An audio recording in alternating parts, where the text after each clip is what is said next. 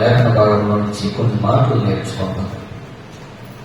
దానికి ముందు ఒక వాక్యం నాకు చెప్పాలని ఆలోచన. అపోస్తుల కార్యముల గ్రంథం 24వ అధ్యాయం. అపోస్తుల కార్యముల గ్రంథం 24వ అధ్యాయం.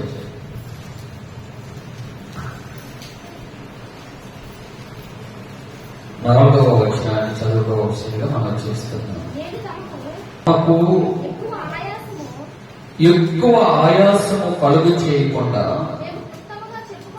మేము గొప్పగా చెప్పుకున్న దానిని తమరు ఎప్పటి వలె శాంతముగా వినవలెనని కనుక ఎక్కువ ఆయాసము కలుగు చేయకుండా నేను గొప్పగా కొన్ని విషయాలు చెప్తాను. మీరు ఎలా వినాలంట?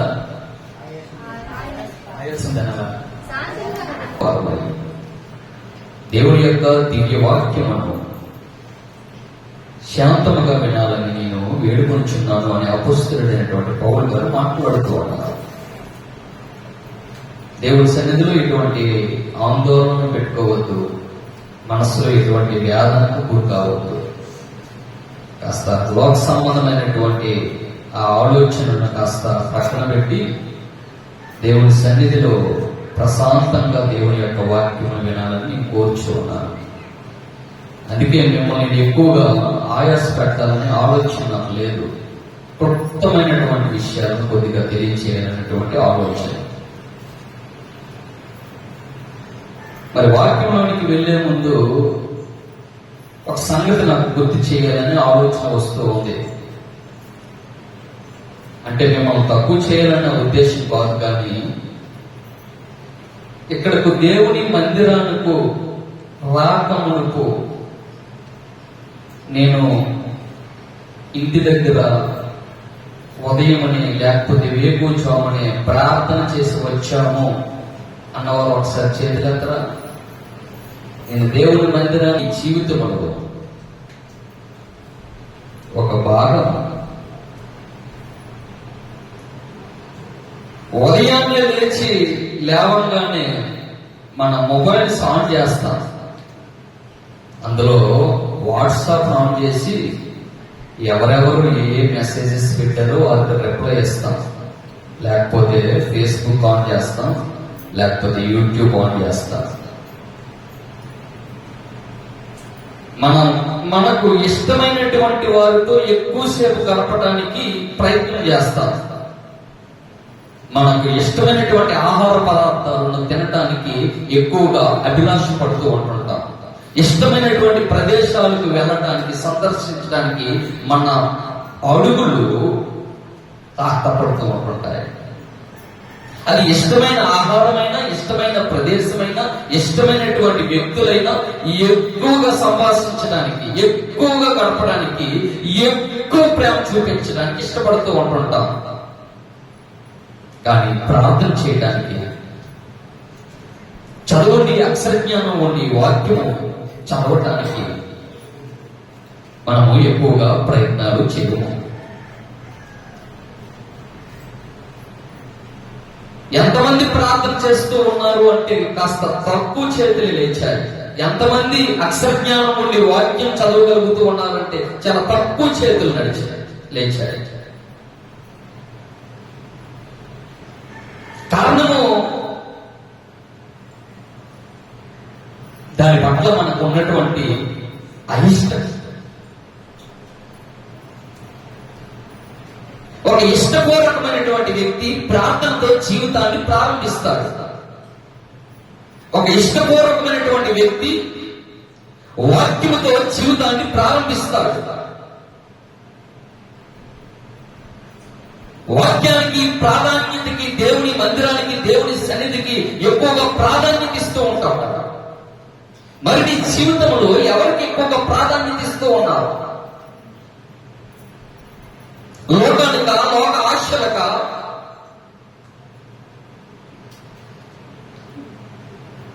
నీ జీవితంలో ఎవరికి ప్రాధాన్యత ఇవ్వాలని బైబిల్ గ్రంథం మాట్లాడుతూ ఉంది. నా ప్రియ సహోదరి సహోదరుల మీకందరికీ బైబిల్లో సుప్రసిద్ధమైనటువంటి ఒక వ్యక్తిని గురించి మీకు పరిచయం చేయాలని ఆలోచన. ఆయన ఎవరో తెలుసా? అడవులో సింహాన్ని ఎలుగుబంటిని చంపినటువంటి వాడు, ఇశ్రాయేలీయులలో అజేయుడిగా పిలువబడినటువంటి వాడు, దేవుని యొక్క హృదయానుసారుడు, గొల్యాతును సంహరించినటువంటి వాడు, సాధారణమైనటువంటి వ్యక్తి కాదు, ఒక గొప్ప పరాక్రమశాలి. ఆయన ఎవరో తెలుసా? ఎవరు? దావీదు అని సింపుల్ గా నేడం కాదు, రాజు అయినటువంటి దావీదు. ఆయనకు ఉన్నటువంటి బిరుదు ఏంటో తెలుసా? ఏంటి? రాజు. ఇప్పుడు ఎవరికైనా ఏదైనా అధికారం వచ్చిందనుకోండి, వారిని పేరు పెట్టి పిలిచేయం కదా. ఏమంటాము? ప్రెసిడెంట్ గారు అంటాం, లేకపోతే కలెక్టర్ గారు అంటాం, తర్వాత పేరు పెడతాం. ఈ దావీదుకు ఉన్నటువంటి బిరుదు ఏంటో తెలుసా?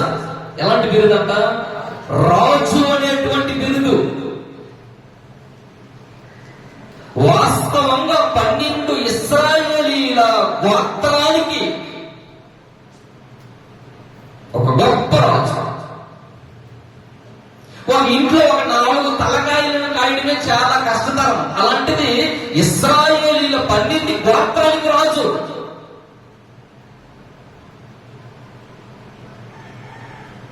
చాలా బిజీ షెడ్యూల్ ఉంటుంది ఆయనకి. ఒక పక్క మంత్రిత్వ శాఖ, మరొక పక్క ప్రజల్ని పరిపాలించడం, మరొక పక్క ప్రజలకు ఉన్నటువంటి ఇబ్బందులు ఏంటో తెలుసుకోవటం, మరొక పక్క సమస్యలను పరిష్కరించడం. చాలా బిజీ షెడ్యూల్. అటువంటి రాజు అనేటువంటి దావీదు దేవుని గురించి ఏం మాట్లాడుతూ ఉన్నాడు అంటే, మొదటి దినవృత్తాంతముల గ్రంథము 29వ అధ్యాయం.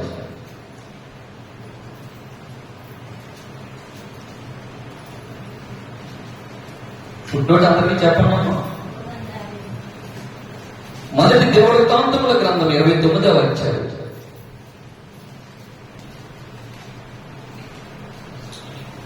మొదటి వచనాన్ని చదవవలసిందిగా ప్రభు పేరును మనం చేస్తూ ఉన్నాం. తరువాత ఎవరు ఈ దావీదు? రాజు. ఎవరికి? ఇశ్రాయేలీయుల 12 గోత్రాలకు సంబంధించినటువంటి వాడు. 12 గోత్రానికి రాజు, ఇశ్రాయేలీయులకు రాజు. సౌలు తర్వాత దేవుడు ఈ రాజు అనేటువంటి దావీదుని అభిషేకించాడు. గొర్రెలు కాసుకున్నటువంటి దావీదుకి దేవుడు సింహాసనం ఇచ్చాడు.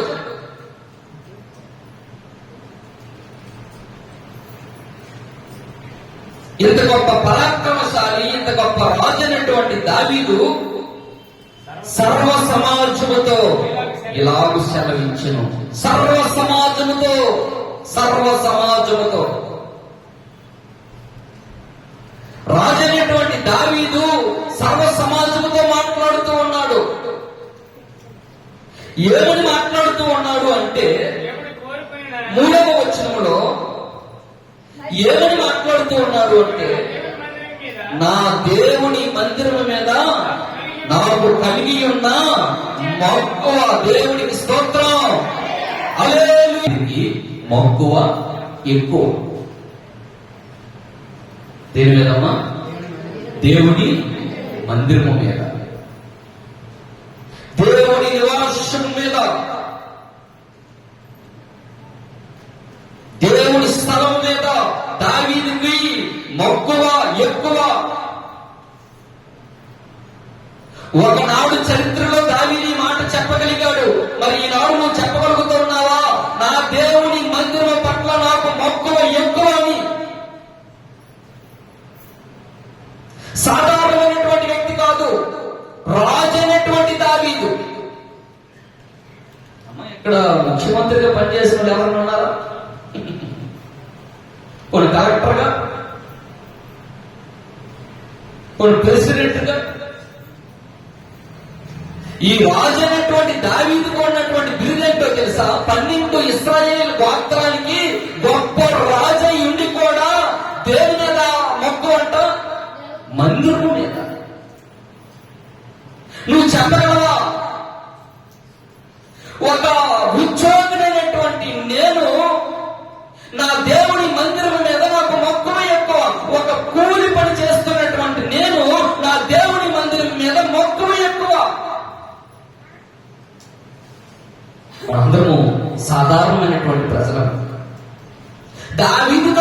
పోల్చుకుంటే మనం సాధారణమైనటువంటి ప్రజలు.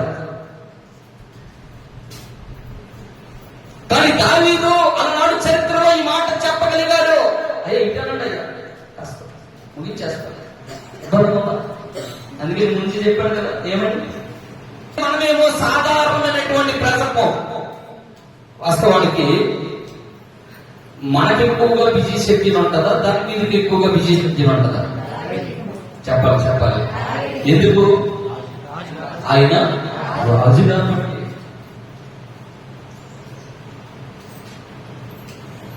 ఒక గ్రామానికి సర్పంచ్ గానే ఉంటేనే చాలా బిజీ ఉంటుంది. అవునా? అధికారుల దగ్గర తిరగటం, వారికి వీరికి లోన్ చేయించడం అన్ని. ఒక కలెక్టర్ గారికి ఇంకా బిజీ ఉంటుంది.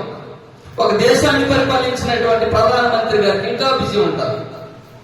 అలాంటిది ఒక దేశాన్ని పరిపాలించినటువంటి ఒక రాజు అయినటువంటి దావీదు సర్వ సమాజముతో ఏమని మాట్లాడుతూ ఉన్నాడు అంటే, నా దేవుని మందిరం మీద నాకు కలిగి ఉన్న మక్కువ.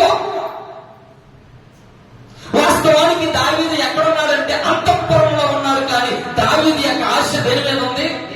దేవుని మందిరం మీద. రాజులు ఎక్కడ ఉంటారమ్మా? ఎక్కడ ఉంటారు? అంతఃపురంలో ఉంటారు.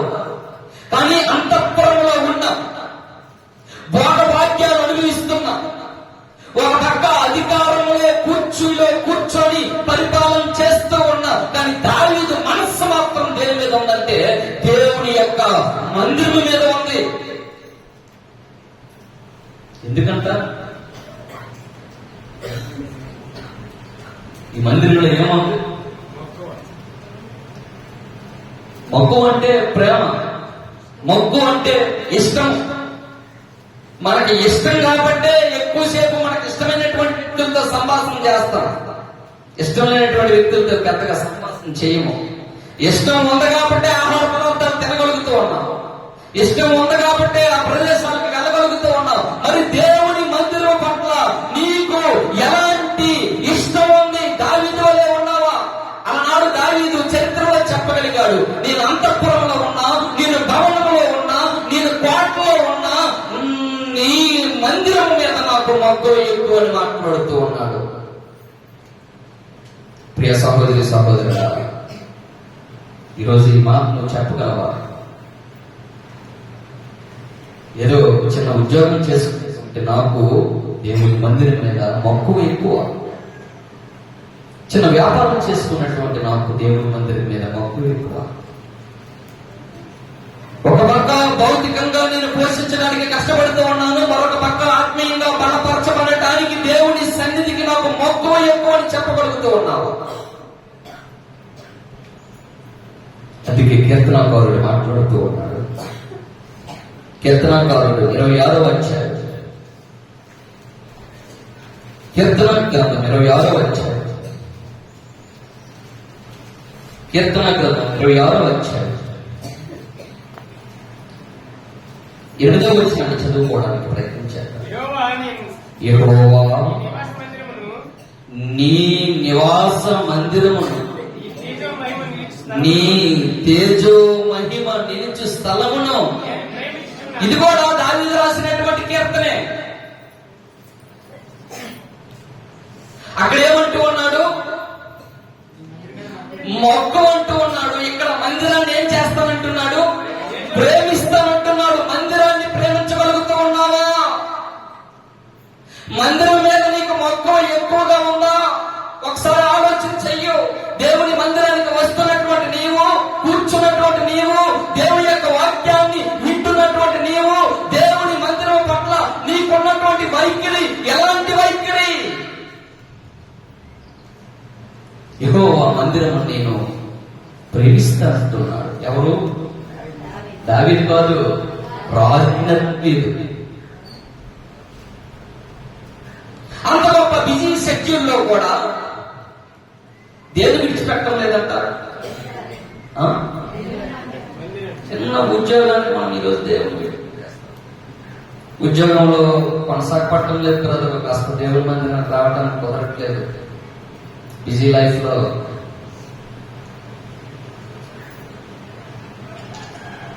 పిల్లల వల్ల దేవుని మందిరానికి రావటం కుదరట్లేదు బ్రదర్. మా అత్తమామ వల్ల దేవుని మందిరానికి వెళ్ళటం కుదరట్లేదు బ్రదర్. చాలా రకరకాలైన సాకులు చెప్తా ఉంటున్నాం. కానీ రాజు అనేటువంటి దావీదు సర్వ సమాజంతో చెబుతూ ఉన్నాడు ఏమని అంటే, నా దేవుని మందిరం మీద నాకు మక్కువ ఎక్కువ. నేను అంతఃపురంలో ఉన్నా సరే నా మనస్సంతా దేవుని మందిరం మీద ఉంది.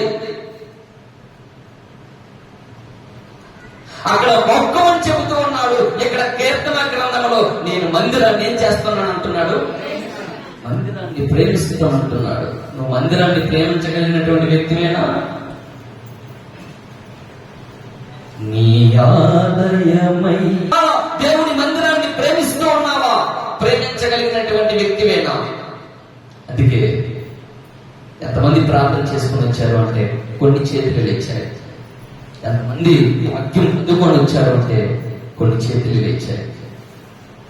అంటే మనం మక్కువ దేని మీద ఎక్కువగా చూపిస్తూ ఉన్నామంటే సెల్ ఫోన్ మీద. మక్కువ దేని మీద చూపిస్తూ ఉన్నాము అంటే మనకి ఇష్టమైనటువంటి వ్యక్తుల మీద. మక్కువ దేని మీద చూపిస్తూ ఉన్నామంటే లోకాశయం మీద. కానీ నీ మక్కువ, ఈ ప్రేమ దేవుడి మందిరంలో ఉండాలి. అందుకే రాజైనటువంటి దావీదు సర్వ సమాజంతో చెబుతూ ఉన్నాడు, నా దేవుని మందిరం మీద నాకున్నటువంటి మక్కువ, నేను అంతఃపురంలో ఉన్నా, నేను భవనంలో ఉన్నా, నా మనస్సు దేవుని యొక్క మందిరం మీద ఉంది. ఇక్కడ 26వ కీర్తన సహోదరులు చదివి వినిపించారు. ఏంటి అంటే, నీ నివాస మందిరం, నివాస మందిరం, నీ తేజో మహిమ నిలిచి స్థలమును నేను ఆయన తేజో మహిమ నిలిచినటువంటి స్థలం, దేవుడు కోరుకున్నటువంటి స్థలము, దేవుడు నివాసం చేసినటువంటి స్థలము, దేవుడు తన కను దృష్టి చేత నింపబడినటువంటి స్థలము, దేవుని పరిశుద్ధత, దేవుని ప్రసన్నత వెంబడించబడినటువంటి స్థలము. అటువంటి స్థలాలను నువ్వు ప్రేమిస్తూ ఉన్నావా? ఇది దేవుడు నివాసం చేసినటువంటి స్థలం. ఆయన మన మధ్య ఉన్నాడు, పరిశుద్ధ ఆత్ముడు నివాసం చేస్తూ ఉన్నాడు.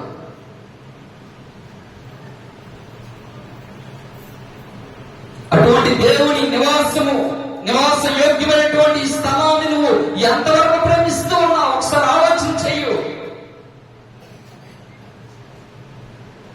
ప్రియ సహోదరి సహోదరుడా, ఈ మాట దావీదు వలె నువ్వు చెప్పగలవా? నా దేవుని మందిరం మీద నాకు మక్కువ ఎక్కువ, దేవుని మందిరమును నేను ప్రేమిస్తూ ఉన్నానని చెప్పగలవా?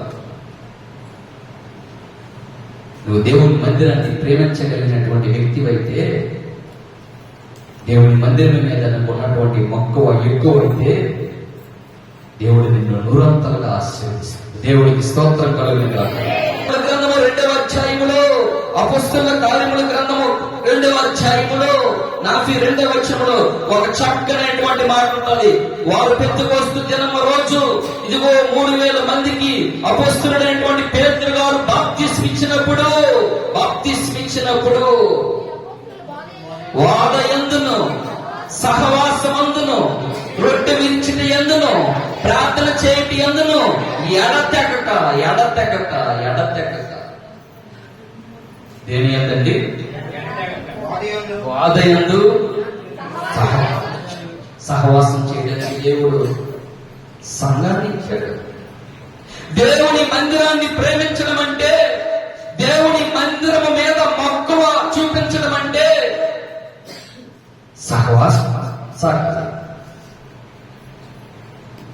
మన ఇంట్లో అయితే 4 సభ్యులు ఉంటారు, మా అయితే 5 ఉంటారు. అదే మందిరంలోనైతే చాలా మంది సభ్యులు ఉంటారు. ఇంట్లో ఒక అరగంట వార్తలు పెట్టుకుంటారు, ఒక అరగంట సీరియల్స్ పెట్టుకుంటారు, మరొక అరగంట ఏవో విందు వినోద కార్యక్రమాలు ఏవో ఉంటాయి, అవి చూస్తూ ఉంటాం. కొన్ని ఇంట్లో ప్రశాంతంగా ఉంటే పర్లేదు, మరొక ఇంట్లో కాస్త అలజడులు ఉంటాయి, గొడవలు ఉంటాయి. అంటే షెడ్యూల్ మొత్తం ఉంటుంది. అరగంటకి అరగంటకి ప్రశాంతంగా ఉన్నాడు, మరొక అరగంటకి ఆయన మొఖం చూడలేదు. అటువంటి సహవాసం కాదు దేవుని మందిరంలో. ఎలాంటి ఉంటాయంట? ఆదివారమున మేము రొట్టె విరిచి కూడినప్పుడు బాధ ఎందును, సహవాసం ఎందును, రొట్టె విరిచిటి ఎందును, ప్రార్థన చేయటి ఎందును. అంటే ఈ సహవాసంలో ఇవి తప్ప మరేముండవు. ఇంట్లోనైతే సీరియల్స్ ఉంటాయి, ఇంట్లోనైతే గొడవలు ఉంటాయి, ఇంట్లోనైతే అలజడులు ఉంటాయి, ఇంట్లోనైతే ఆవేదనలు ఉంటాయి. కానీ దేవుని మందిరంలో, దేవుని సహవాసంలో ఇవేవి ఉండవు కనుక ఆ సహవాసంలో నీవు నేను ప్రేమించగలిగేటట్లుగా ఉండాలి. అమ్మా, మందిరంలో ఇవేముంటాయి? గొడవలు. మందిరంలో గొడవ ఏంటంటే అది చాలా దేవునికి అయిష్టం. మందిరంలో ఉండవలసినది అపొస్తలుల బాధ, మందిరంలో ఉండవలసినది సహవాసము, మందిరంలో ఉండవలసింది ప్రార్థన, మందిరంలో ఉండవలసింది పాటలు, మందిరంలో ఉండవలసినది సహవాసం. చాలా మంది అంటారు, అయ్యా మాకు సహవాసం నచ్చలేదు అయ్యా, అందుకే వేరే సహవాసం నచ్చకపోతే వేరే సహవాసానికి వెళ్ళిపోవాల్సిన అవసరం లేదు. ఆ సహవాసంలో ఉండేటువంటి లోపాలను సరిదిద్దుకోవాలి. జంపింగ్లు చేయకూడదు. ఇక్కడ పాస్టర్ నచ్చకపోతే అలా పాస్టర్ గారు, ఆ పాస్టర్ గారు నచ్చకపోతే మరొక. నీకంటూ దేవుడు ఒక సహవాసాన్ని ఇచ్చాడు, దేవుడు నీకంటూ ఒక సంఘాన్ని ఇచ్చాడు, దేవుడు నీకంటూ ఒక మందిరాన్ని ఇచ్చాడు. ఆ మందిరం మీద నీకు మొత్తం ఎలా ఉంది? ఆ మందిరాన్ని దావీదు వలె ప్రేమిస్తూ ఉన్నావా? ఆ మందిరంలో సహవాసం చేస్తూ ఉన్నావా? ఆ మందిరంలో రొట్టె విరుస్తూ ఉన్నావా? ఆ మందిరంలో ఎడతెగక ప్రార్థన చేస్తూ ఉన్నావా? ఆ మందిరంలో సహవాసంలో లోపాలను కనిపెట్టి సవరిస్తూ ఉన్నావా? కొంతమంది ఏం చేస్తారో తెలుసా? సహవాసంలో లోపాలు అయితే మిగతా వాళ్ళకి, బయట వాళ్ళకి చెప్పుకుంటారు. బైబిల్లో లోపం లేనటువంటి సంఘాలు ఏవి లేవు, అన్ని లోపాలు కలిగినటువంటి సంఘాలు ఉన్నాయి. కొన్ని సంఘాలు ఎలా ఉన్నాయో తెలుసా? చల్లగానైనా లేవు, వెచ్చగానైనా లేవు, నులివెచ్చని స్థితిలో ఉన్నాయి. అంటే ప్రతి సహవాసంలోని లోపాలే ఉన్నాయి. కానీ నువ్వు లోపాలను చూడకూడదు, ఆ లోపాలను సరిదిద్దాలి. ఒక క్రైస్తవుడు అయితే కొన్ని సంఘాలు ఎలా ఉన్నాయో తెలుసా? గుడ్డివిగా, దిగంబరులుగా, దిక్కుమాలినటువంటి వాడిగా ఉన్నాయి. కొన్ని సంఘాలు అయితే ప్రభువైనటువంటి యేసుక్రీస్తు అంటున్నాడు, నా నోట నుండి ఉమ్ము వేయను ఉద్దేశిస్తున్నాను అంటున్నాడు. కొన్ని సంఘాలు అయితే అగ్నిలో పుటమ వేయబడినటువంటి బంగారం లేదు, దిశమల్ల సిగ్గు కనబడకుండానట్లు వస్త్రము లేదు, కళ్ళకు దృష్టి కలగడానికి కాటుక లేదు. ఇటువంటి సంఘాలలో లోపాలు ఉన్నాయని మాట్లాడుతూ ఉంటే అటువంటి సహవాసానికి వచ్చినటువంటి నీవు లోపాలను సరిదిద్దాలి. అయ్యా పాస్టర్ గారు ఇలా చేస్తే బాగుంటుందండి, అయ్యా ఇలా చేస్తే బాగుంటుందండి.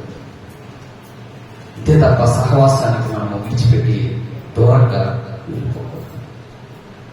ఒక ఆవిడ అలాగే వెళ్ళిపోయింది. ఆవిడికి తగ్గదైతే ఆవిడేమో ఒక 2 వారాల పాటు మరొక దగ్గరికి వెళ్ళింది. ఏమన్నంట? మక్కువ ఉంది. ఇంకా వాస్తవానికి సువార్థికుల మీద ప్రేమ ఉంటే మన కామెంట్లు చేయము. దేవుని మీద ప్రేమ ఉంటే దేవుని మందిరానికి వచ్చినటువంటి మనం షాకులు చెప్పం. ఆలోచన చెయ్యు, ఎంత పెద్ద క్యాడరో దావీదు. ఒక రాజుగా సింహాసనం మీద కూర్చుని పరిపాలన చేస్తున్నటువంటి వ్యక్తికి ఎంత ఆలోచన ఉండాలి, ఎంత పనుల భారము. అంత బిజీ షెడ్యూల్లో కూడా దేనికి ప్రాధాన్యత ఇస్తున్నాడంట? దేవునికి ప్రాధాన్యత ఇస్తున్నాడు, సహవాసానికి ప్రాధాన్యత ఇస్తూ ఉన్నాడు. నాకు తెలిసి మీరు అందరూ చాలా ధన్యులు. గట్టిగా సపర్లు కొట్టండి. చేసుకున్నటువంటి ఒక ఉద్యోగి ఈ రోజు దేవుని మందిరం మీద మక్కువ లేకుండా, దేవుని మీద ప్రేమ లేకుండా, ఆయన సహవాసంలో కొనసాగకుండా ఈ రోజు లోక సంబంధంగా జీవిస్తున్నటువంటి వారితో పోల్చుకుంటే మీరు గొప్ప ధన్యులు. వారు చేయలేని పని ఈ రోజు మీరు చేస్తున్నారు. వారికి ₹1,00,000 జీతం తీసుకొని జోబులు పెట్టుకోవడమే తెలుసు, కానీ ఒక కూలి పని చేస్తున్నటువంటి, ఒక సాధారణమైనటువంటి జీవితాన్ని జీవిస్తున్నటువంటి మీరు దేవుని మందిరాన్ని ప్రేమించి దేవుని మందిరం మీద మక్కువ చేత దేనిలో సహవాసములు కొనసాగుతూ ఉన్నారు. వారి దగ్గరికి వెళ్ళి, అయ్యా మీరు ఎందుకు రాలేదు ఈ సహవాసానికంటే బిజీ షెడ్యూల్ అంటారు. ఎవరు? ఒక ప్రభుత్వం చెప్పి అదే మైకు పట్టుకొని దావీదు దగ్గరికి వెళ్తే దావీదు ఏమంటున్నాడు తెలుసా? నేను అంతఃపురములో ఉన్న, బొమ్మడంలో ఉన్న, నా మనస్సు దేని మీద ఉంది? అదే తేడా.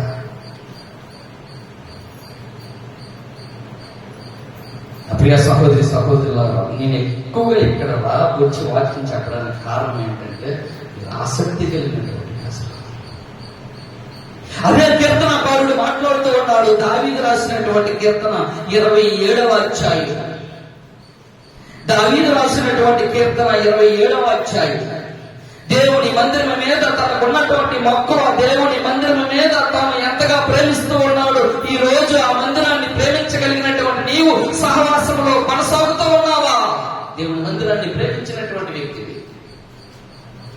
27వ అధ్యాయం దావీదు రాసినటువంటి కీర్తన 27వ అధ్యాయం 4వ వచనాన్ని చదవవలసిందిగా ప్రభు పేరట మనవి చేస్తూ,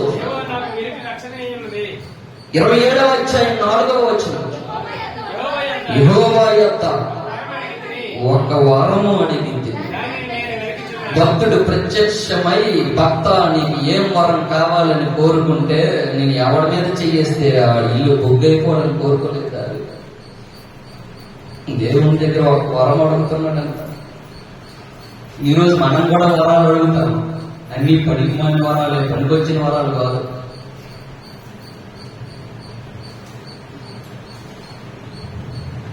ఏమని అడుగుతున్నాడంట? యెహోవా ప్రసన్నతను చూచుటకు, ఆయన ఆలయములో ధ్యానించుటకు. ఎక్కడండి?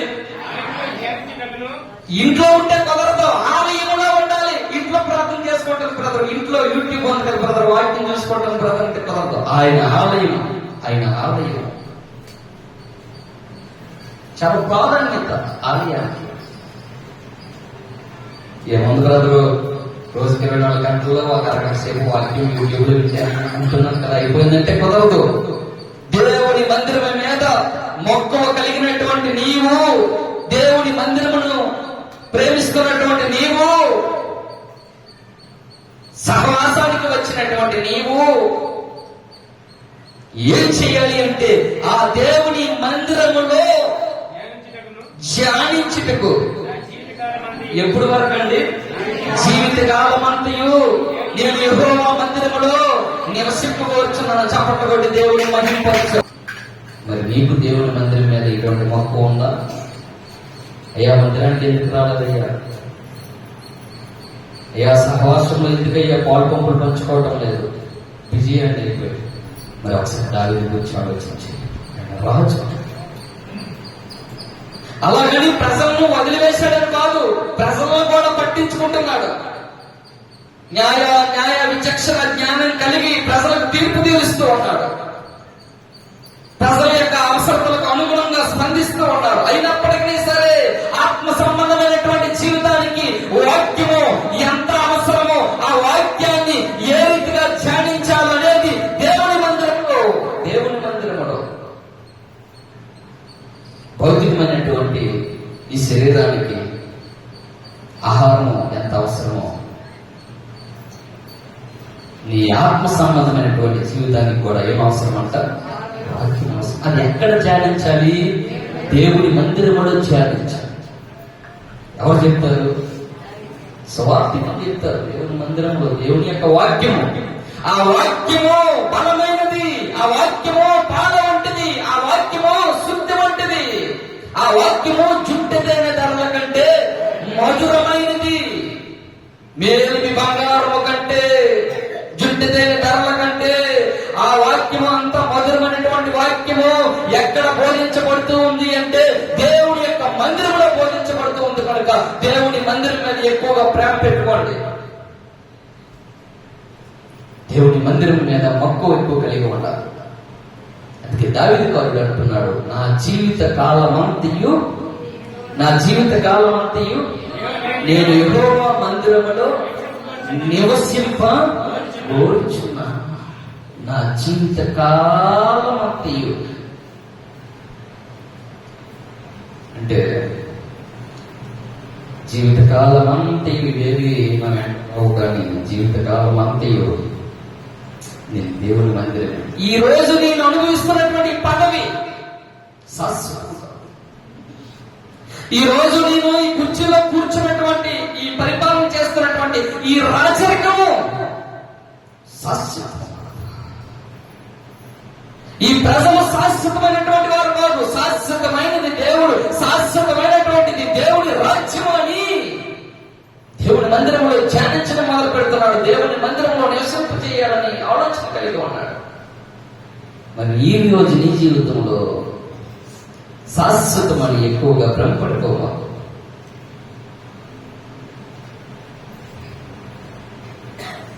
తన సింహాసనం శాశ్వతం కాదు. వదలిపోయేను సామి దేవుని రాజ్యమా అని నమ్మాడు. అందుకే అన్ని విడిచిపెట్టి దేవుని రాజ్యంలో దేవుని సంఘంలో ధ్యానిస్తూ ఉన్నాడు, నివసింప చేయాలని ఇష్టపడుతూ ఉన్నాడు. కొంతమంది కొన్ని విడిచిపెట్టారు. అవునా? నా ఉద్యోగం అంటే శాశ్వతం కాదు, దేవుని మందిరం కన్నా నాకు నా ఉద్యోగం ప్రాబ్లం, నా పదవి నాకు ప్రాబ్లం. అందుకే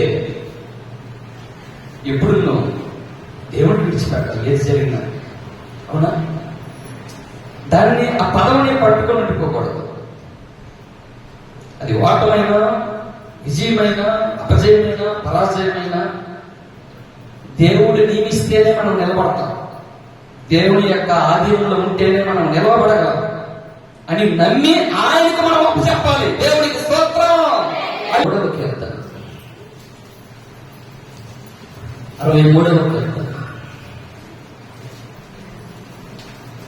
ప్రాముఖ్యమైనటువంటి సంగతులు. 63వ కీర్తన 1వ వచనం.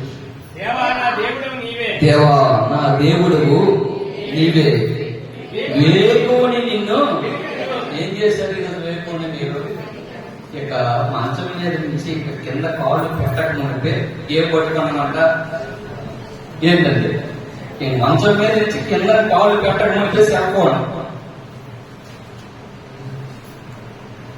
సెలవు వచ్చిన తర్వాత నా పాప కానీ నా పిల్లవాడు కానీ బాగుపడినాడు అనే సంగతి అక్కడ నేను చూపించండి. ఏ జాగ్రత్త తెలిసి సెల్ ఫోన్ తగపిస్తుంది.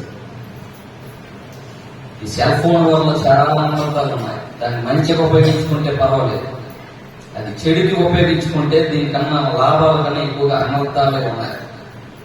రాత్రి పడుకున్నప్పుడు కూడా మంచం కింద ఉంటుంది సెల్ ఫోన్.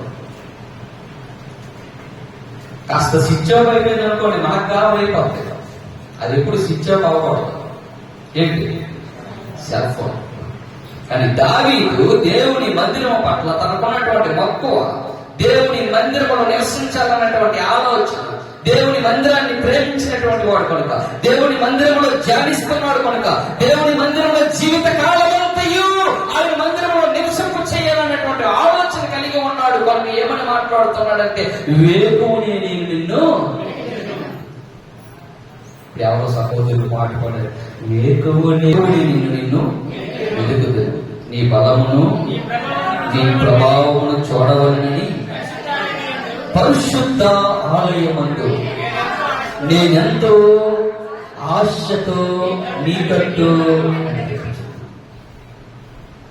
నీళ్లు లేక ఎండి ఉన్న దేశమందు నా ప్రాణము నీ కొరకు తృష్ణకొని ఉన్నది. నీ మీద ఆశతో నిన్ను చూడాలని నా శరీరము కృషించుచున్నది. నీ కృప జీవము కంటే ఉత్తమము. నా పెదవులు నిన్ను స్తుతించును. నా మంచం మీద నిన్ను, మంచం మీద జ్ఞాపకం చేసుకుని రాత్రి జాములు యందు నిన్ను ధ్యానించినట్లు ప్రభు మీద నాకు దొరికినట్లు నా ప్రాణము. దేవునికి స్తోత్రం. హల్లెలూయా. ఉదయముని నేను ధ్యానిస్తూ ఉన్నాను. రాత్రి జాములు యందు దేని మీద ధ్యానిస్తున్నాడంట? మంచం మీద ధ్యానించేటప్పుడంట క్రొవ్వు మీద దొరికినట్లు నాకు దొరికింది. అంటే మెదడు చూడండి చాలా మైనంగా ఉంటుంది. మెదడు అది నోట్లో వేయంగానే ఏమైపోతుంది తెలుసా? కరిగిపోతుంది. అంటే దావీదునంట దేవుని యొక్క వాక్యం అంట ధ్యానిస్తుండేటప్పుడు క్రొవ్వు మెదడు అంటే మైను వల్లే కరిగిపోతుందంట. దేవుడిని చూడాలనే ఆలోచనతో ఆశతో శరీరం అంట కృషించిపోతూ ఉందంట. ఎప్పుడు నేను దేవుని మందిరానికి వెళ్ళాలి, ఎప్పుడు నేను దేవుని సన్నిధికి వెళ్ళాలి, దేవుని సన్నిధిలో నేను ధ్యానించాలి అనేటువంటి ఆలోచనతో ఉన్నాడు దావీదు. అందుకే ఎప్పుడెప్పుడు దేవుణ్ణి వెతుకుతున్నాడంట? వేకువజామున, రాత్రి జాములయందు. ఆ రాత్రి జాములయందు ఏంటి పని అంటే అప్పుడు ధ్యానించవలసిన పని ఏమో ఆయనకి. ఒకసారి రాత్రి మెలకుగా వస్తే కొంతమంది లేచేసి ఏం చేస్తారు తెలుసా? వెంటనే. కానీ అప్పుడు ఆయన పడుకునే వ్యక్తి కాదంట, అప్పుడు కూడా ధ్యానమే. అప్పుడు ధ్యానిస్తూ ఉంటే ఏం దొరికినట్లుగా ఉందని అంటున్నాడు?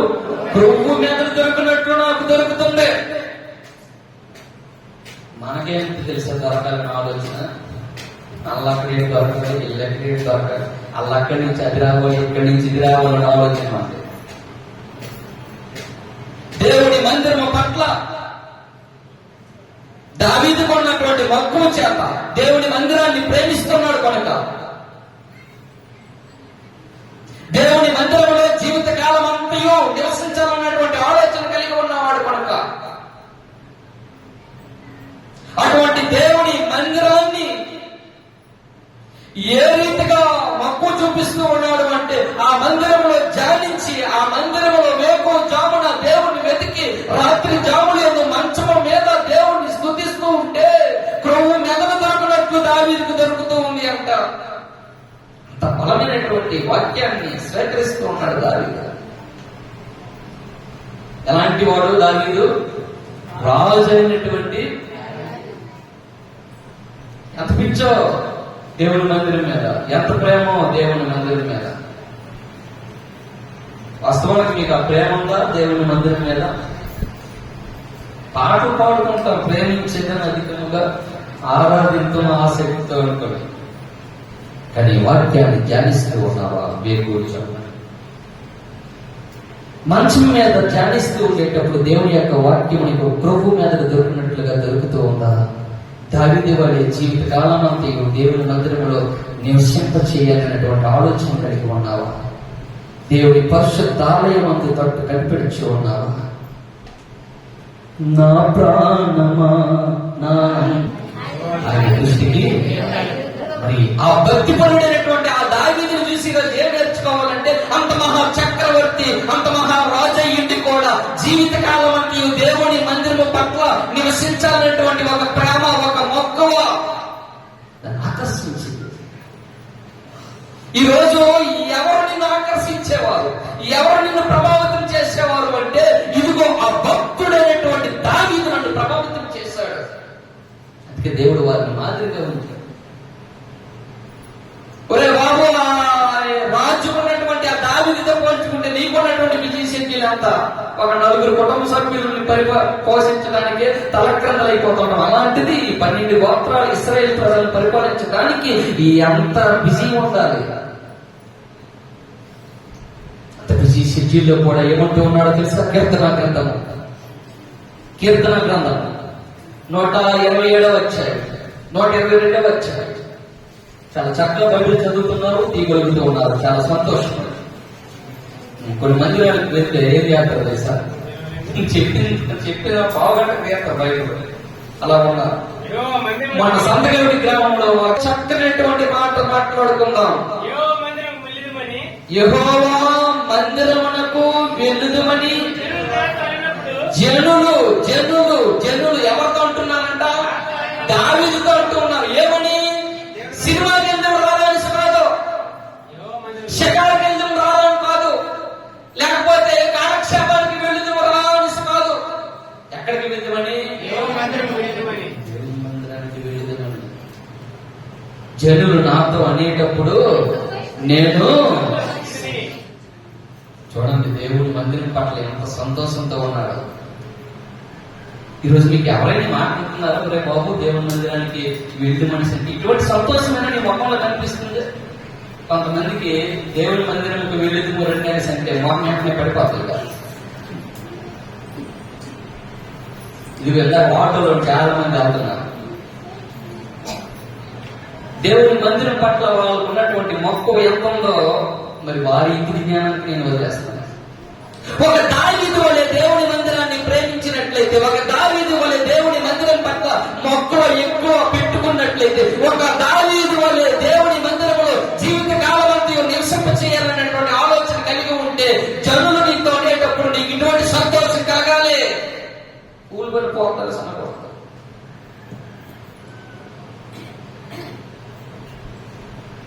దావీదు అంతా ఏం చేస్తున్నాడంట? సంతోషిస్తూ ఉన్నాడు. అంటే దావీదుకు ఉన్నటువంటి ఆనందం, దావీదుకు ఉన్న సంతోషం దేవుని మందిరము పట్ల, దేవుని యొక్క వాక్యము పట్ల, అంతఃపురాన్ని విడిచిపెట్టి, భవంతులను విడిచిపెట్టి దేవుని మందిరములో ధ్యానించాలి. వేకో జామునే దేవుని వెతకాలి. రాత్రి జామునందు నేను ధ్యానిస్తూ ఉండేటప్పుడు ప్రభు మీద దొరుకున్నట్లుగా నాకు దొరుకుచున్నది, పరిశుద్ధాలయం ఎందు నేను గడిపెట్టుకొనిచున్నాను అని ఈ మాటలు ఎలా చెప్పగలుగుతూ ఉన్నాడు అంటే, దేవుని మందిరముకి వెళ్ళాలనేటువంటి ఆలోచన దావీదుకు సంతోషాన్ని కలిగిస్తూ ఉంది. దేవుడికి స్తోత్రం. దేవుని పరిశుద్ధ ఆలయమందు జనులు నాతో అయ్యా రేపు ఆదివారం అయ్యా ఎప్పుడు అంటారు తెలుసు? శనివారం అనేస్తున్నారు. గుర్తుందా? ఎందుకంటే గుర్తుండదేమో, ఎందుకంటే మామూలు వ్యక్తి వారు కదా, ఎవరో రాజు. కొన్నిసార్లు ఆదివారాలు కూడా గుర్తుండవు కాబట్టి అక్కడ ఉన్నటువంటి క్యాడర్ గుర్తుకేస్తున్నారు. దావీదుకి అయ్యో రేపు ఆదివారం అయ్యా ఆరాధన చేస్తాం, స్పందన వెళ్దాం. ఇటువంటి సంతోషాన్ని నువ్వు కలిగి ఉన్నావా? ఎవరైనా నీతో అనేటప్పుడు రేపు ఆదివారం ఆరాధనకి వస్తావా అంటే ఇలాగైనా సంతోషపడుతున్నావు? రేపు ఆదివారం బ్రదర్ వస్తావంటే ఈ రీతిగానే సంతోషపడుతున్నావు? దేవుడి మందిరం పట్ల నీకు ఉన్నటువంటి వైఖరి ఎలాంటి వైఖరి? ఒకసారి ఆలోచించి.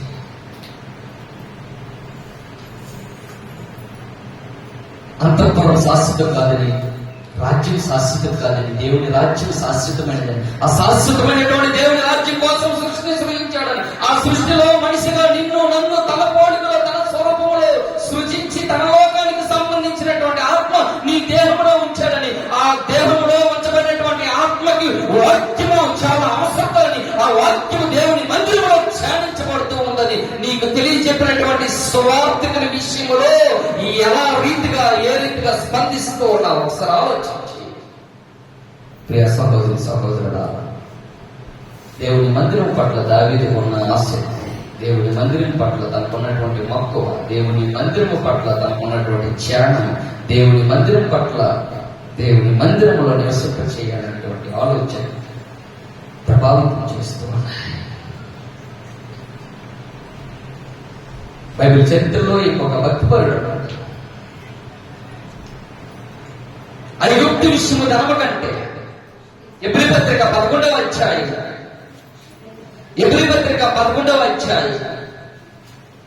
24వ వచనాన్ని చదువుకోవడానికి ప్రయత్నం చేద్దాం. ఎబ్రీ పత్రిక 11వ అధ్యాయం 24వ వచనం. మోషే పెద్దవాడైనప్పుడు విశ్వాసమును బట్టి, అంటే భోగ భాగ్యాలు అనుభవించాలన్నటువంటి ఆలోచన లేదు, అంతఃపురంలో నివసించాలన్నటువంటి ఆలోచన లేదు. ఐగుప్తు ధనము కంటే క్రీస్తు విషయమునందు నింద గొప్ప భాగ్యమని ఎంచుకొని అల్పకాల పాప భోగములు అనుభవించుట కంటే దేవుని ప్రజలతో శ్రమ అనుభవించుట అంతఃపుర జీవితాన్ని విడిచిపెట్టుకున్నాడు. ఏ జీవితాన్ని? అంతఃపుర జీవితాన్ని విడిచిపెట్టుకున్నాడు. ఎవరితో ఉండాలని? నీతో నేను ఉండాలని. అమ్మా, దేవుని కోసం నల కోసం తీసిన సన్మాతం. కొంతమంది ఏం విడిచిపెట్టారని అంటే గాజులకి, చేతులకి, ముక్కులకి తీసేసాను. అది కాదు. దేవుని మందిరాన్ని ప్రేమించినటువంటి వ్యక్తివైతే, దేవుని మందిరం మీద మక్కువ కలిగినటువంటి వ్యక్తివైతే, జీవితకాలం అంతా దేవుని మందిరంలో కోరుచున్న వ్యక్తివైతే, దేవుని వాక్యాన్ని ధ్యానిస్తున్నటువంటి వ్యక్తివైతే, జనులు నీతో అనేటప్పుడు దేవుని మందిరం పట్ల సంతోషం వ్యక్తపరిచినటువంటి వ్యక్తివైతే, ఏం దేవుని కోసం విడిచిపెట్టావు? ఏది విడిచిపెట్టలేదు.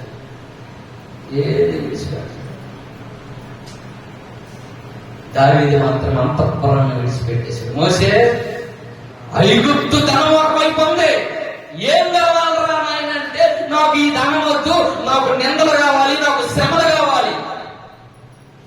దానికి పర్యవసానం ఏం జరిగిందో తెలుసా? రాజబహిష్కరణ. 40 సంవత్సరాలు రాజబహిష్కరణ జరిగింది. మిద్యాను అరణ్యంలోకి వెళ్ళిపోయి ఒక పొల్లవాడి కూతుర్ని పెళ్లి చేసుకున్నాడు. 40 సంవత్సరాలు గొర్రెలు కాసాడు. ఇద్దరు అనేటువంటి తన మామ దగ్గర 40 సంవత్సరాలు గొర్రెలు కాసుకున్నాడు. ఏం విడిచిపెట్టాడంటే అంతఃపురాన్ని విడిచిపెట్టాడు. అంతఃపురాన్ని విడిచిపెట్టాడు. దేవుడు ఇప్పుడేం చేస్తాడమ్మా? ముందు అది విడిచిపెట్టు. ఎవడా? నేను పిలిచిన వాడు ఎలాంటి వాడు? నమ్మదగిన వాడు. నిన్ను పిలిచిన వాడు నమ్మదగిన వాడు, ఏనాడు నిన్ను విడువడు. యేసయ్యా ఏనాడు నిన్ను విడవడండి, నిన్ను ఎడబాయుడని వాగ్దానం ఉంది కాబట్టి అంతఃపురాన్ని విడిచిపెట్టాడు. నేను కూడా పై చదువుకున్నా, నాకు కూడా ఉద్యోగ సజ్జాలు వచ్చే అవకాశాలు ఉన్నాయి, కానీ అంతఃపురాన్ని విడిచిపెట్టాను. కారణం ఏంటో తెలుసా? దేవుని మందిరం మీద మక్కువ, దేవుని మందిరాన్ని ప్రేమించినటువంటి వ్యక్తులు కనుక దేవుని మందిరంలో ధ్యానించాలనే ఆలోచన, దేవుని మందిరంలో నా జీవిత కాలం అంతా నివసింప చేయాలనేటువంటి ఆలోచన. అందుకే కాళ్ళకి ఫ్రాక్చర్ అయినా కింద వారం పట్టుతో వెళ్ళిపోయేది కాబట్టి చిన్న దానికి మనం 5 నుంచి 7 రాము. అవునా? ఇప్పటికీ కాలు కాస్త వెనక నుంచి బాగా లాగుతున్నాం. సహోదరి సహోదరులారా, ఇటువంటి ఆసక్తి, ఇటువంటి మక్కువ నిన్ను ప్రేరేపించాలి ఇటువంటి వ్యక్తి. అందుకే ఎబ్రీ పత్రిక 12వ అధ్యాయంలో 1వ వచనంలో ఒక చక్కని మాట ఉంటది. ఈ మాట వింటే గుండెలు తరిక్కుపోతూ ఉన్నాయి. దేవుని మందిరం పట్ల తనకు ఉన్నటువంటి ఆసక్తి, అంతఃపురాన్ని విడిచిపెట్టి వస్తూ ఉన్నారు అంటే నువ్వు ఈ రోజు దేవుని మందిరం పట్ల నీకు ఉన్నటువంటి ఆసక్తి. ఎంత గొప్ప సాక్షి సమూహము మేఘము వలె మనలను ఆవరించి ఉన్నందున మనము కూడా ప్రతి భారమును సులువుగా చిక్కులు పెట్టు. ఈ పాపాలు ఏం చేస్తాయి తెలుసా? సులువుగా చిక్కులు పెట్టి సులువుతాయి అంట. సులువుగా ఏం చేస్తుంటాయి? చిక్కులు పెట్టేస్తాయి. అప్పుడు ఏం చేయాలి? తన కొద్ది వేసుకొచ్చండి. విశ్వాసమునకు కర్త, దాని కొనసాగించేవాడునైనా యేసు వైపు చూచుచు మన ఎదుట ఉంచబడిన పందెములో ఓపికతో పరిగెత్తుదము. చప్పట్లు కొట్టి దేవుని మహింపొచ్చు. హల్లెలూయా. ఏం చేయాలంట? ఓపికతో పరిగెత్తాలి. ఎవరి వైపు చూడాలి? యేసు వైపు చూడాలి. నిజానికి ముందున ప్రతి భారమును, సులువుగా చిక్కులు పెట్టినటువంటి ప్రతి పాపమును ఏం చేయాలంట? విడిచిపెట్టి విశ్వాసమునకు కర్త, దాన్ని కొనసాగించు యేసు వైపు చూడాలి. తనకున్నటువంటి మక్కువ, తనకున్నటువంటి ప్రేమ జీవిత కాలం అంతా నివసింపచేయగోర నిశ్చయించుకొని అంతఃపుర జీవితాన్ని విడిచిపెట్టి దేవుని మందిరంలో గడపాలని ఆలోచన కలిగి ఉన్నటువంటి వ్యక్తి నిన్ను ఈ రోజు ప్రభావితం చేయాలి. ఐగుప్తు ధనం పక్కన ఉంటే నాకు ఆ ధనవంతురా బాబు అనుకొని అరణ్యంలోకి వెళ్ళిపోయి ఏం కోసుకున్నాడంట? అనుకుంటూ గొర్రెలు కోసుకుంటూ ఒక గొర్రె ఒక్కనే వెళ్తారు. ఈ గొర్రె ఇటు వెళ్తే ఆ గొర్రె ఒకటి వెళ్తారు.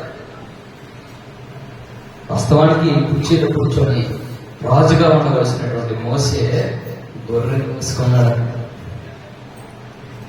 పిచ్చోడు కాదు, లోకం దృష్టిలో పిచ్చోడే. ఎందుకు అధికారాన్ని విడిచిపెట్టాడు? ఎందుకు పదవిని విడిచిపెట్టాడు? ఎందుకు ఉద్యోగాన్ని విడిచిపెట్టాడు అంటే దావీదుకు ఉన్నటువంటి మక్కువ ఆయన ప్రభావితం చేసింది. డబ్బులు ఎవరికట్టం లేదు, అందరికీ కావాలి. అదేదో గుండు బాస్ అంటాడు, డబ్బులు వారకనే రావు కదా. నీవు నాకిచ్చే భయపడమాకో. యేసు వైపు చూడు. ప్రతి భారమును విడిచిపెట్టు. నజరేయుడగు యేసుని ముందు నడుస్తూ ఉన్నటువంటి ఆలోచన కలిగి ఉండు. ఆయన మందిరాన్ని ప్రేమిస్తే, ఆయన మందిరం మీద మక్కువ కలిగితే, వేకువ జామున దేవుని వాక్యాన్ని ధ్యానించగలిగినటువంటి వ్యక్తివైతే నీ ఇంటిలో సపట్లు పెట్టు.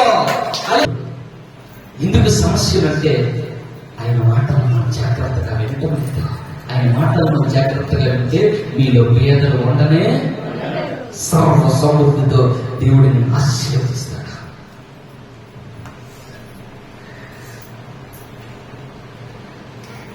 యేసుప్రభువు దీన్ని ప్రారంభించాడు.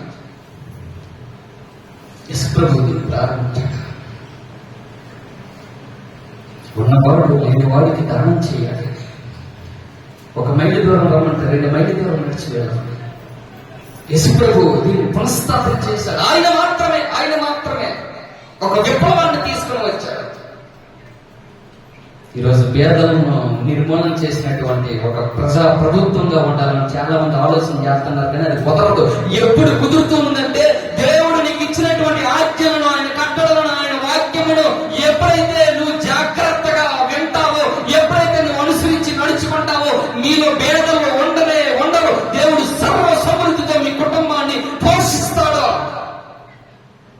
ఇప్పుడు అంటే దావీదు వలె ఆయన వాక్యాన్ని ప్రేమించేటప్పుడు, ఆయన మందిరాన్ని ప్రేమించేటప్పుడు, ఆయన మందిరంలో ధ్యానించేటప్పుడు, జీవితకాలం అంతా ఆయన మందిరంలో నివసింప చేయాలన్నటువంటి ఆలోచన జన్మతోనేటప్పుడు దావీదు వలె సంతోషించేటప్పుడు నీ జీవితంలో సర్వ సమృద్ధితో దేవుడు నింపుతాడు. ఎప్పుడు దేవుడి మందిరికి రావాలంటే ఆలోచన, ఎప్పుడు అయిష్టము, ఎప్పుడు ఏడుపు మాత్రమే పెట్టుకుంటే ఎప్పుడు పేదవాడిగానే ఉంటారు. పేదవాడిగా ఉండిపోతున్నాడు, ధనవంతుడు ఇంకా ధనవంతుడిగా ఇంటికి అయిపోతున్నాడు. అంటే మనం ఏం చేస్తున్నామో తెలుసా? ఆయన వాక్యాన్ని జాగ్రత్తగా అనుసరించి నడుచుకో. నీ వాక్యమే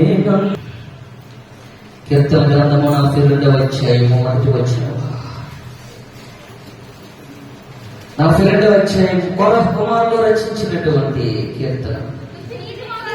దుప్పిని నీటి వాగుల కొరకు, ఎడారుల్లో నీళ్లు ఉండవు కానీ దుప్పి నీటి వాగుల కొరకు ఆశపడుతుంది. ఎక్కడైనా నీరు దొరుకుతుంది అనుకో, ఎడారుల్లో నీళ్లు ఉండవు. మన ఎవరో కువైట్ లోని ఫేస్బుక్ లో పెట్టారు, ఈ కువైట్ లో నన్ను ఈ ఎడారులో పడేశారు, దేవా నీ కొరకు నా ప్రాణము ఆశపడుతున్నది. ఎలా ఆశపడుతున్నది? జీవము గల దేవుని కొరకు తృష్ణ కోరుచున్నది. దేవుని సన్నిధికి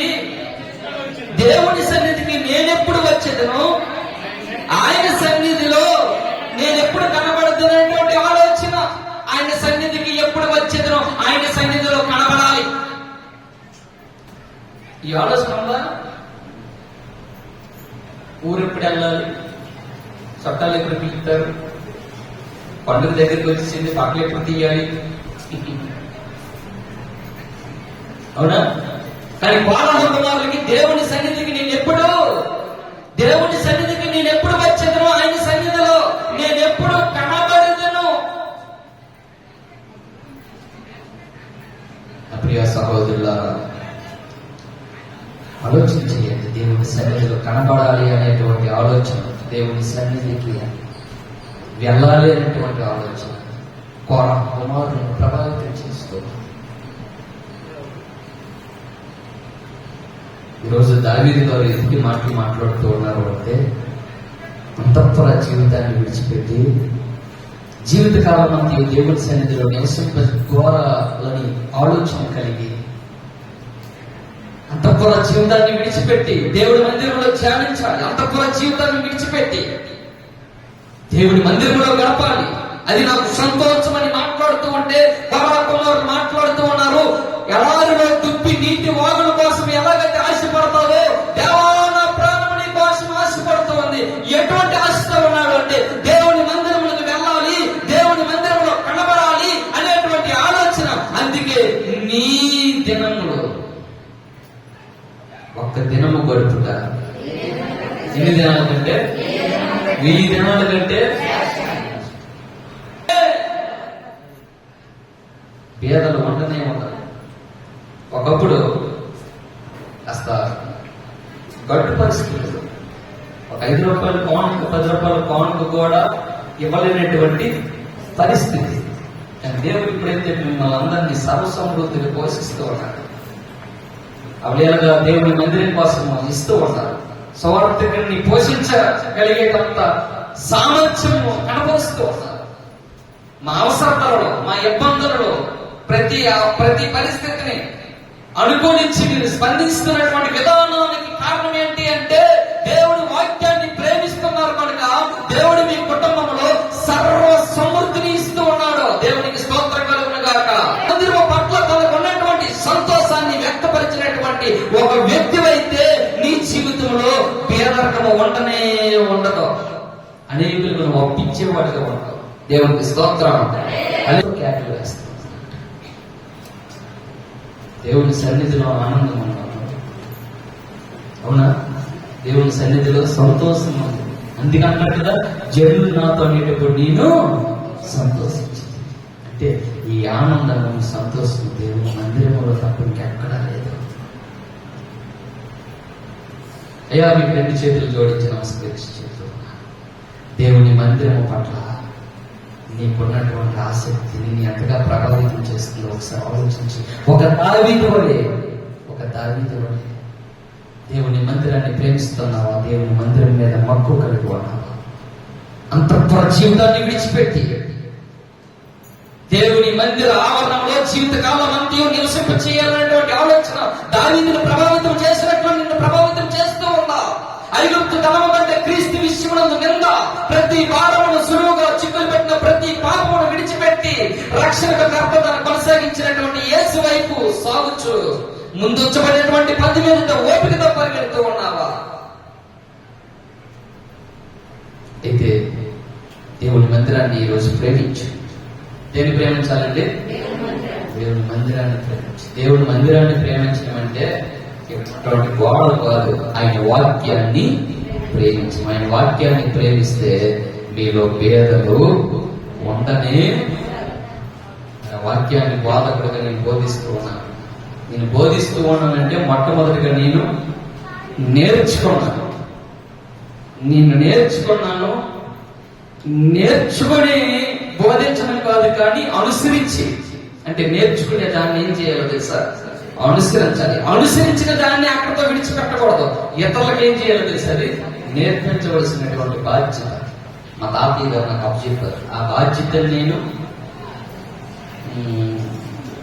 నా యొక్క శక్తి సామర్థ్యాలకి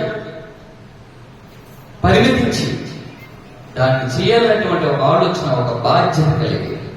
అందుకే అజ్రా గ్రంథంలో ఒక మాట మాట్లాడుతారు. చూడండి, ఈ అజ్రా గ్రంథం 7వ అధ్యాయంలో ఈ మాట చెప్పుకొని ముగించేస్తారు. ఈ అజ్రా గ్రంథం 7వ అధ్యాయం 6వ వచనం తీసారమ్మా. పుట్టినాడు కూడా చెప్పండి మనకి. 394వ ఫుట్నోట్ అమ్మా. అజ్రా గ్రంథం 3వ అధ్యాయం 7వ అధ్యాయం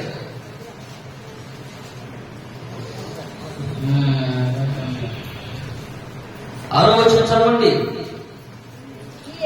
ఈ అజ్రా ఇశ్రాయేలు దేవుడైన యెహోవా అనుగ్రహించిన మోషే యొక్క ధర్మశాస్త్రమందు ప్రవీణత గల శాస్త్రి.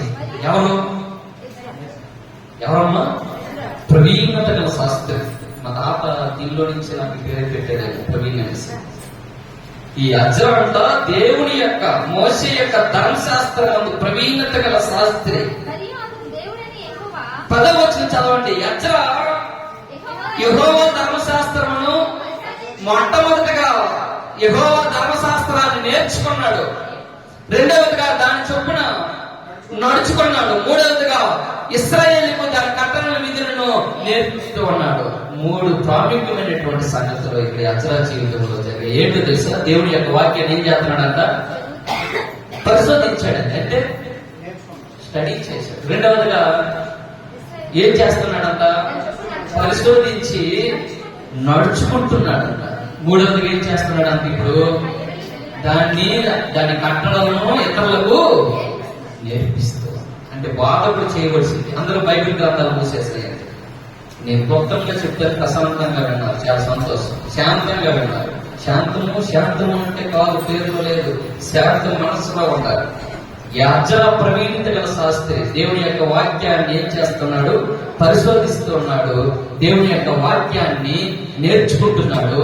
దేవుని యొక్క వాక్యాన్ని ఇతరులకు నేర్పిస్తూ ఉన్నాడు. దేవుని యొక్క వాక్యము పాటలో అనుసరించి నడుచుకుంటున్నాడు. ఇదిగో బోధకుడు మీకు ఒక మాదిరికరంగా ఉన్నాడు. ఇంక బోధకుడు ఎప్పుడు గాయపరచకండి, బోధకుడు ఎప్పుడు ఇబ్బంది పెట్టండి. ఈ మాట చెప్పడానికి నువ్వు చాలా స్టడీ చేయవలసి ఉంటుంది.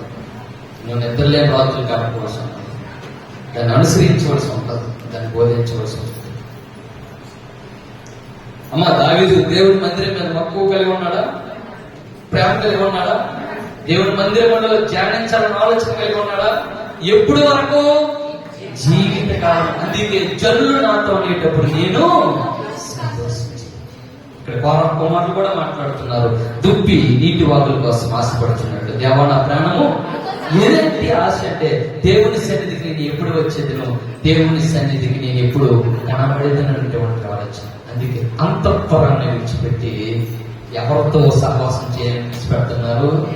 దేవునితో, ఆయన మందిరముతో, దైవజనునితో ఎప్పుడు సహవాసాన్ని విడిచిపెట్టకు. దైవజనుడితో సహవాసాన్ని విడిచిపెట్టకు. దేవుని మందిరముతో సహవాసాన్ని విడిచిపెట్టు. దేవుని ప్రజలతో సహవాసాన్ని విడిచిపెట్టు. ఎప్పుడు విడిచిపెట్టు. దేవుడు తన అపారమైన ప్రేమను తనందరిపై ఉండి రక్షించబడును గాక.